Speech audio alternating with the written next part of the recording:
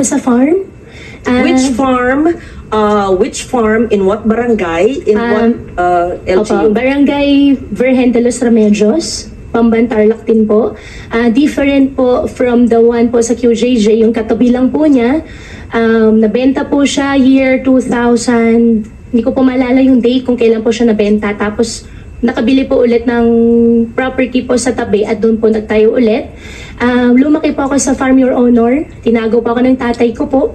Lumaki po ako na, ako lang po. Pinupuntahan po ako ng tatay ko po araw-araw. Lumaki kayo mag-isa? Kasama po ang katulong, kasama ko po yung mga kasamahan ko po sa farm. And Sino po yung mga kasamahan nyo sa farm? Sino yung katulong na naaalala nyo, pangalan, nationality, at sino yung nag-alaga mula kayong napanganak 38 years ago? At binibisita kayong ama nyo mula saan? Sa bansang Sina. At tell us about your childhood. Your Honor, sa farm po ako lumaki, sa Bamban po ako lumaki. Lumaki po ako mag-isa, pinupuntahan po ako ng tatay ko. How I wish po... No, okay.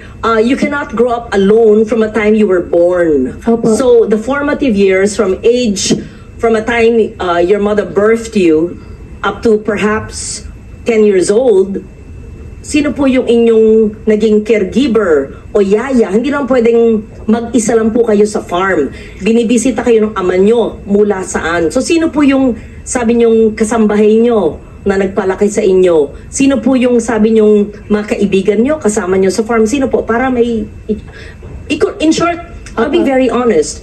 Please convince us that you were born in the Philippines, that you are Filipino, and that you are not what people suspect you to be. Dediretsuin ko na po. Kumbinsihin mo kami kasi hindi po pwedeng hindi nyo maalala yung inyong first few years of living na formative years.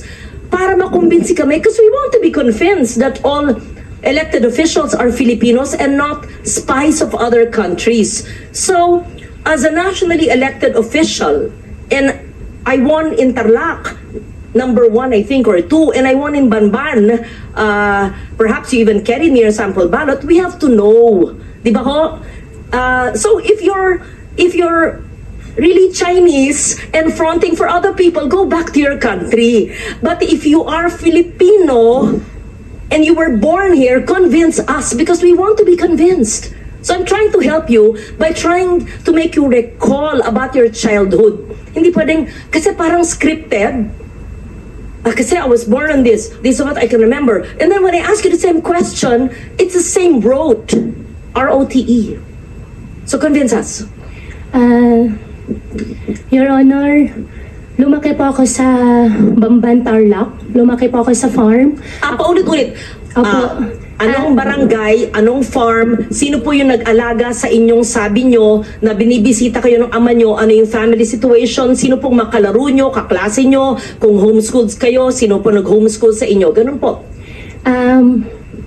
Madam Senador, ako po ay lumaki po sa Barangay Virgen de los Remedios, Bamban, Tarlac po. Ako po ay isang Filipino. Lumaki po ako kasama po yung mga empleyado po namin sa farm. Ipaprovide ko rin po yung mga pangalan. Come and go din po naman kasi yung mga naging empleyado po. 38 years ago po, Madam Senador, wala po ako talagang maalala ng sobra. Pero meron pa po ako isang kasama ngayon po na matagal na po sa amin, si Mang Boy po, na hanggang ngayon, kasama ko pa rin po siya. Sa susunod po, baka pwede ko po siya i-present din po dito para makilala nyo po. And in fact, 14 years old pa lang po ako, nagtatrabaho na po ako. Kilala po ako ng barangay chairman na mention po kanina na ipapaimbita. At bumibili na po ako ng mais. Pwede po ako mag-present po ng mga pangalan po nila na magpapaalam lang po ako sa kanila kung pwede ko po sila i-disclose po yung names po nila. Excuse me, San Loren, kung pwedeng idagdag. Yes. Kung kaugnay nyo lahat ng mga taong ito mula nung pagkabata nyo, pwede nyo bang ikwento ng mahaba-haba ng konti in Kapampangan? Kasi syempre, kausap nyo sila sa sarili nilang lengguwahe. Madam Chairman, ang Bamban po ay Tagalog po. Meron din pong Kapampangan, pero mga kasama ko po sa loob ng farm po, mostly po mga Visaya po. Kasi ang piggery po, biosecurity po, hindi po sila lumalabas. Well, actually, sa Lord, just for the record, may mga nag-o-observe na mga kababayan natin, pati mga netizens na mga Opo. Kapampangan. Yan po ang tanong nila sa inyo. Kasi Kapampangan po ang lingwahe nila. Yes. Anyway, can you Sen. Lauren, speak? please Oh, proceed. thank you for that interjection. It's very helpful. Magsalita po kayo sa Kapampangan kung kayo'y lumaki sa... Madam do. Senador, konti lang po yung alam ko po sa Kapampangan. Ang alam ko po, sobrang konti lang po. Di Okay, takda mo po. what Chinese language do you speak? Hokkien or Mandarin? I can speak Hokkien po. Okay, speak in Hokkien now. Bo, More. Tell us more about your life in China. wala po akong life po sa China. Dito po ako lumaki sa Pilipinas po. Tell us about your life in the Philippines and tell us about your family in China in Hokkien. Family ko po in No, China. in Hokkien. Please tell us about your father who's from China and he used to visit you when you were a child, and the family of your father in China, and where are you from China in Hokkien. We have interpreters and perhaps I can understand a little. Yes po. Guay lao pe tui tai lok lai. Continue. Qua si Trung Quốc lang. Qua si Philippines lang. Tell us about your relatives. Pakikwento po ang mga kamag-anak ng iyong ama. San sa bansang Sina ang inyong ama at ano ang ginagawa niyo? Sinabi niyo embroidery, etc. Negosyo at mga kamag-anak niyo doon. Tell Sen. us. Lauren, before she answers, Yes. maybe we can ask Ms. Batay, our Chinese interpreter, just to Yes, interpret to yes. us what the mayor said. Thank you. Ms. Batay. Okay, so in English, the interpretation will be, my father is from China. I am not a Chinese. I am a Filipino. I mean, you're obviously half Chinese because if your father is full Chinese and your mother you claim is Filipino, right?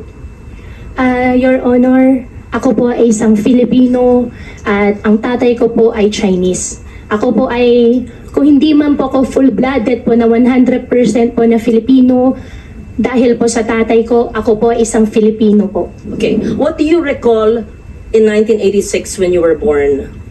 Your Honor. And why is it that you obtained your birth certificate? To be fair, sometimes people only have their birth certificates much later. But tell us the process of obtaining your birth certificate in what year? What year did you get your birth certificate? Your Honor, 2005 po. Yes. How Sen. did Lauren, you... if I may just quickly add to your earlier Please question. proceed, Madam Chair. Mayor, may childhood photos ba kayo sa Bamban? Yes. Meron po, nung bata po ako, Madam Chairman, hindi po talaga uso cellphone. Pero sa nangyari po, meron po camera mga po. circulation po ng mga pictures ko po ng teenage life ko po sa conception. I can provide po. In fact, hindi ko po alam na meron po pala ang ganun picture. Could you kindly give us the earliest photos of yourself and your family and your workmates, playmates in your very exclusive and closed farm that you said, and your relatives in China and your father's relatives, and the time that you were born, 1986, hindi naman, okay, walang cellphone, but you must have photos. And Yes po. proof of your homeschooling. Siyempre, pag homeschooled, meron pa rin yan mga report card, hard copy pa ron, hindi pa soft copy eh. Yes po, Your Honor. Hahanapin ko po yung mga picture po. Pati po yung mga tao po, pati po yung mga empleyado po na kasama ko po. What was the situation, Mayor Go, noong 1986 when you were born? Where was your mother? Where were your parents? And sa mga binibisita kayo ng iyong ama at ang kasama niyong lumaki ay sino? Fill in the blanks, please. Your Honor, 1986 po, nung pinanganak po ako, wala po akong any knowledge po dahil baby pa po ako noon, lumaki po ako, may nakikita po ako mga kasama po naging partner po ng tatay ko po.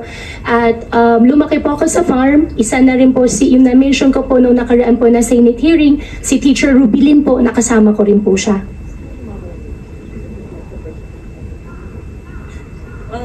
Can you please state once again your mother's name? Amelia Leal po. Biological mother ko po. And have you ever met her? Hindi ko po siya nakasama. Have you ever met her? Hindi po. From the time you were born, from 86, hindi po nyo na silayan. Hindi na po. And